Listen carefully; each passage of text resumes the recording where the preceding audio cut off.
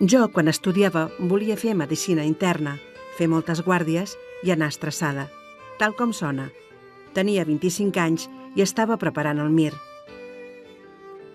Un dia vaig començar a tenir molt mal de cap i en els 2 hospitals on vaig anar em van dir que era lògic que en tingués perquè estava molt sobrepassada pels estudis.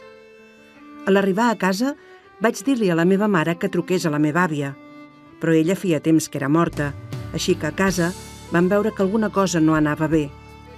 Vaig tenir un ictus hemorràgic. Em van operar, però no em van poder arreglar del tot. Va ser un procés molt dur, tractaments, operacions posteriors i un patiment al qual, encara que sembli mentida, estic agraïda. Tot allò va ser difícil de suportar, però encara quedava una etapa més dura. Un cop recuperada físicament, hi havia coses que no podies compartir amb ningú. Vaig començar a anar a un grup d'autoajuda on sí que es podia parlar de tot. Allò va ser realment molt positiu. Curar les seqüeles físiques d'un ictus és imprescindible, però cal vigilar també l'estat emocional perquè als afectats, sovint, ens és molt difícil seguir amb les nostres vides.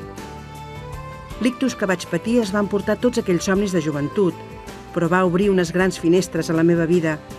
La malaltia m'ha ensenyat a gestionar millor les emocions i, malgrat que de tant en tant apareix la por a la repetició de l'ictus, he pogut superar-la i enfrontar-me a la maternitat.